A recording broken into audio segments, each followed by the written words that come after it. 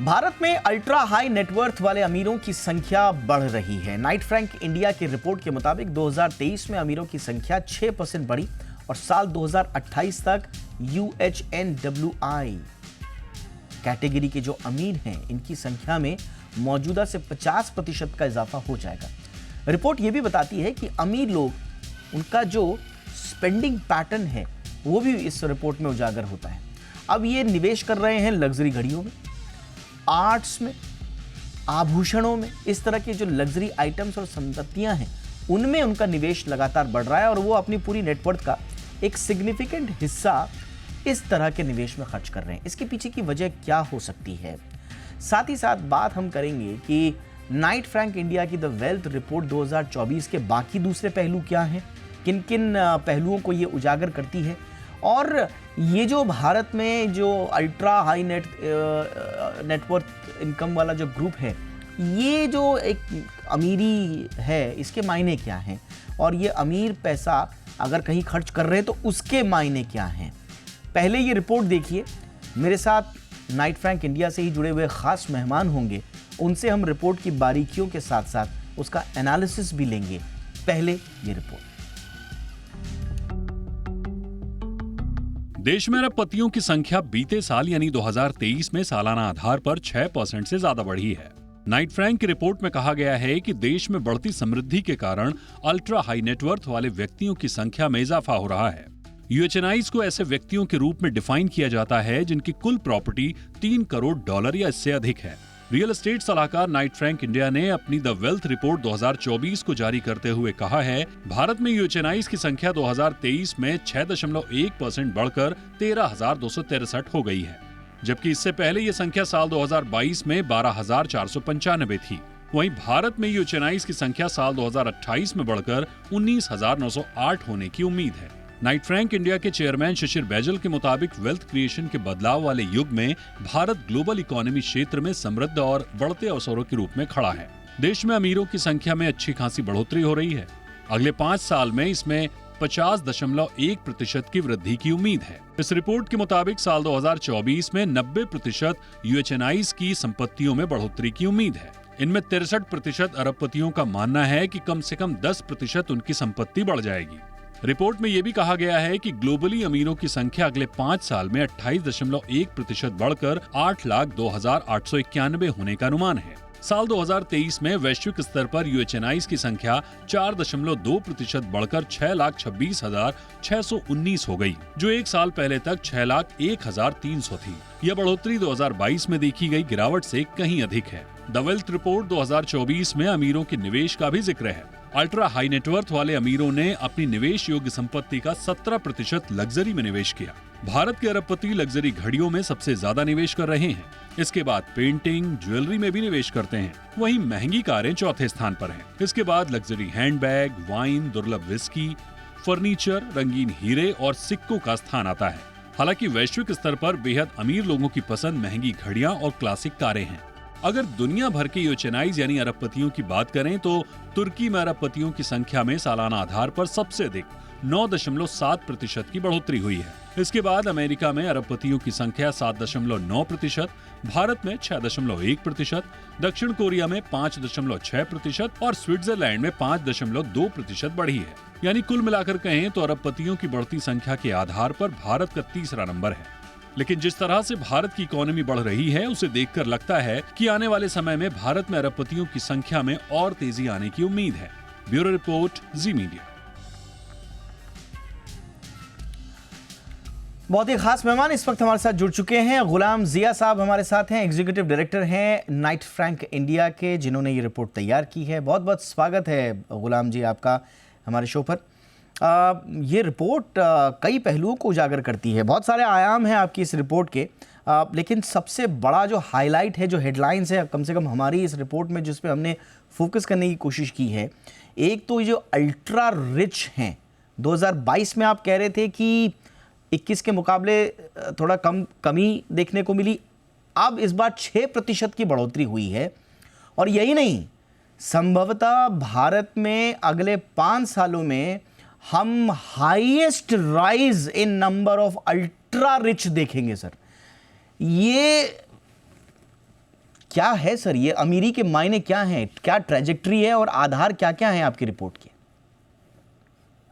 सबसे पहले तो इस चीज को समझने के लिए आपने ऑलरेडी कह दिया है कि हम जब यूएचएनआईज का जिक्र कर रहे हैं तो ये वो लोग हैं जो 30 मिलियन यूएस डॉलर से ऊपर की वेल्थ की दौलत अपने पास रखते हैं या उससे ज्यादा। और इसका जो पिछले साल का हमने ब्यौरा किया है कि जैसा आपने बताया कि उससे पहले 2022 में कोविड के कारण कुछ इम्पैक्ट जरूर आया था और global economy, global wealth creation पर आया था। इंडिया में भी, भारत में भी इसका काफी असर देखा गया था। लेकिन 2023 में जो उठान, जो उभार इस नंबर में आया है, अल्ट्रा हाई नेटवर्थ इंडिविजुअल्स की जो ग्रोथ का जो परसेंटेज है, 6.5 के ऊपर जो परसेंटेज भारत में देखा गया है, दुनिया के तीसरे हाईएस्ट ग्रोथ रेट को हम इस वक्त देख रहे हैं। इसका श्रेय डेफिनेटली जाता है ओवरऑल इकोनॉमी ग्रोथ को।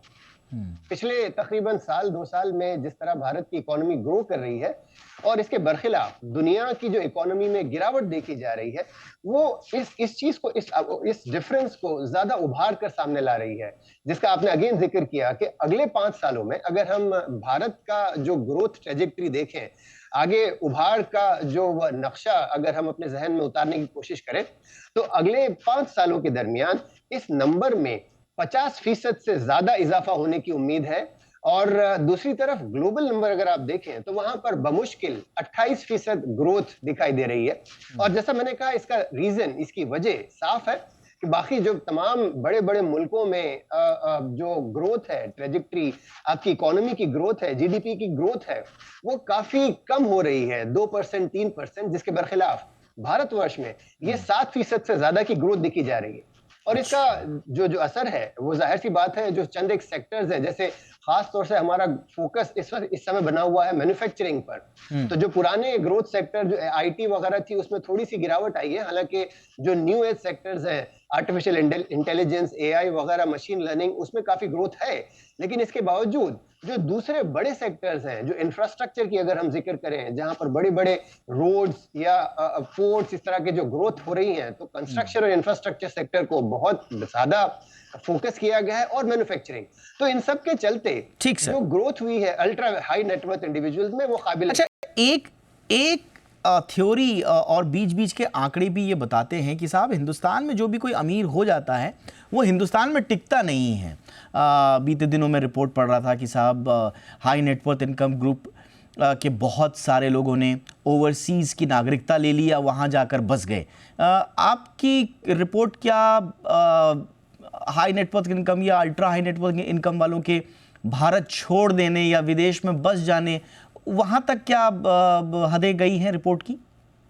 नहीं, हम उस चीज को नहीं कैप्चर करते। हालांकि जो हम मकानों में, रियल एस्टेट में, खास तौर से जो मकान खरीदने का जो ट्रेजेक्ट्री है, वो हम इस रिपोर्ट में कवर करते हैं। अच्छा। कि जहां भारतीय नागरिक दुनिया के सारे मुकामात में जाके जब मकान खरीद रहे हैं, तो उसका नंबर इस रिपोर्ट में है। लेकिन इससे जाहिर सी बात है, ये नहीं साबित होता कि अगर केवल आपने अगर लंदन में या मोनाको में मकान लिया, इसका मतलब ये नहीं है कि आप अपनी शहरियत को छोड़कर वहां की शहरियत इख्तियार करना चाहते हो। लेकिन आपने जो बात की है वो जो एचएनआईज की है, हाई नेटवर्थ इंडिविजुअल्स की, जो एक अगला स्तर है। हम यूएचएनआईज की बात कर रहे हैं। अच्छा, इसमें भी गुलाम जिया साहब, हाँ, इसमें भी गुलाम जिया साहब, आप कह रहे हैं कि हमारे जो अल्ट्रा रिच है, यानी कि यूएचएनआईज जो हैं, वो 32% अपनी वेल्थ का रेजिडेंशियल एसेट्स पर खर्च कर रहे हैं। ये मोटी हेडलाइन है। बारीक लाइन क्या है? भारत की रेजिडेंशियल एसेट्स पर या ओवरसीज, विदेश में जाकर घर खरीद रहे हैं? इसका अगर आप ब्यौरा दे पाएं। इसका बड़ा हिस्सा, इस 32% जिसकी आपने जिक्र किया है, इसका बड़ा हिस्सा भारत में निवेश हो रहा है। अच्छा। बिल्कुल ये भी सही है कि दुनिया के सारे मकामात में भी जाकर बड़े बड़े मकानात या पैलेशियल हाउसेज वगैरह खरीदे जा रहे हैं, भारतीय वहां पर भी ले रहे हैं। लेकिन इसका डायरेक्ट मतलब ये नहीं है कि वो भारत का मकान छोड़ के वहां ले रहे हैं। यहाँ पर तकरीबन, जैसा हमने एक और आंकड़ा इस रिपोर्ट में बताया है कि अगले साल में, अगले 12 महीनों के दरमियान इन यूएचएनआईज में से तकरीबन 12% लोग मकान खरीदने वाले हैं। उनमें से तकरीबन सभी भारतवर्ष की बात कर रहे हैं। और इसका रीजन बहुत बहुत क्लियर है कि जिस प्रकार ग्रोथ हमारे मुल्क में हो रही है, तो यहाँ पर ये तो कोई तुक नहीं बनती कि आप दूसरे मुल्क की शहरियत इख्तियार करें, क्योंकि वेल्थ क्रिएशन यहाँ हो रही है और दुनिया के मुकाबले में ज्यादा हो रही है। हो सकता है आज से चंद साल पहले आप जिन आंकड़ों की बात कर रहे हैं उनमें शायद कुछ दम रहा हो, लेकिन आज की तारीख में ये सिंपल बात है कि अगर आपको अपने मुल्क में इतने साधन मिल रहे हैं अपनी वेल्थ को ग्रो करने के लिए, मल्टीप्लाई करने के लिए, तो आपको कहीं और की शहरियत इख्तियार करने की कोई ज्यादा जरूरत नहीं महसूस होगी। एक बड़ा इम्पॉर्टेंट पहलू जो आपकी इस रिपोर्ट में जिसका जिक्र हुआ है और कई जगह मैं देख रहा था कि वो हेडलाइंस भी बनी है, वो है निवेश के तरीके। अब लग्जरी आइटम्स में, एंटीक आइटम्स में, लग्जरी घड़ियों पर मैं देख रहा हूँ कि सबसे ज़्यादा जो ये अल्ट्रा रिच लोग हैं वो खर्च कर रहे हैं। फिर ये आर्ट वगैरह में, पेंटिंग्स वगैरह में खर्च हो रहे हैं। ये क्या प्रवृत्ति है, ज़रा हमें इसको बताएं थोड़ा सा विस्तार से। देखिए, इन्वेस्टमेंट या निवेश की बात करें तो इसकी दो अलग अलग किस्में खास साफ तौर से सामने आ रही हैं। पहली चीज तो ये कि आप अपने वेल्थ को बढ़ाना चाहते हैं, मतलब ये कि आप 100 रुपए को 200 रुपए बनाना चाहते हैं। वो एक तरह डायरेक्ट इन्वेस्टमेंट हो गया, जिसके लिए आप कैपिटल मार्केट्स में या फाइनेंशियल टूल्स वगैरह में आप जाओगे, नई कंपनियां खरीदोगे, अपनी कंपनी को ग्रो करोगे वगैरह, वो सारी चीजें एक तरफ की। इसके बरखिलाफ एक दूसरा रुख भी, एक दूसरा पहलू भी सामने आता है, और वो ये है कि लोग अपने पैशन, इन्वेस्टमेंट ऑफ पैशन जिसे कहते हैं, कि अपने जज्बात के लिए कोई इन्वेस्ट कर रहे हैं। जैसे फॉर एग्जांपल, आप जब कोई बड़ी खूबसूरत सी पेंटिंग खरीदें, चाहे वो राजा रवि वर्मा की हो या एस.एच. रजा की या और किसी की, इसके पीछे कारण ये होता है कि आप इस चीज को लोगों में दिखाना चाहते हो। एक जो दिखावे वाली बात है वो यहाँ सामने आती है कि दिखावे वाला पोजीशन, कि मैं इस चीज को मैं ओन करता हूं, ये एक घड़ी या एक कीमती कार है जो दुनिया में चंद लोगों के पास है और उनमें से एक मैं हूं। तो ये एक जो दिखावे वाले इन्वेस्टमेंट्स है, इन्वेस्टमेंट ऑफ पैशन या जज्बात के जो निवेश है, उनका एक बहुत बड़ा हिस्सा इसमें आता है। और काबिल जिक्र बात यह है कि इन निवेशों में भी बहुत अच्छा रिटर्न मिल जाता है।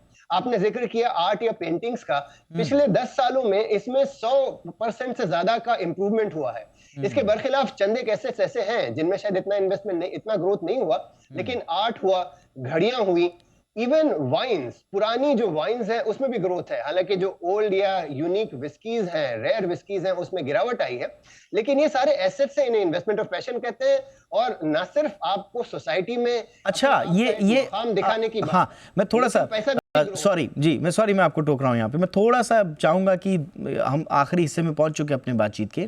मैं अपने दर्शकों के लिए मैं आपसे गुजारिश करूँगा थोड़ा समझाएं इसको कि लग्जरी घड़ियाँ, कलाकृतियाँ, वाइन, पुरानी वाइन, ये आप एसेट और निवेश कैसे कह रहे हैं? भारतीय धारणा ये है ये तो सब खर्च हैं, ये तो उड़ाते हैं, अमीर इनको तो उड़ा देते हैं। आप कह रहे हैं कि इनमें उनको रिटर्न भी मिलता है, ये निवेश है उनका और एसेट बता रहे हैं आप इनको। थोड़ा समझाएं सर। इसका एक छोटी सी एग्जांपल और बहुत ही साफ जो हमारे सामने होती है। आप किसी पेंटिंग का जिक्र कर लें, मैंने थोड़ी देर पहले जिक्र किया था राजा रवि वर्मा की पेंटिंग्स। ये मेरा ख्याल है कई सालों पहले ये पेंटिंग्स बनी है, और अब उन पेंटिंग में इजाफा होने की कोई उम्मीद नहीं है, क्योंकि जनाब रवि वर्मा साहब आज नहीं रहे, फिर चाहे वो एम.एफ. हुसैन हुए हों।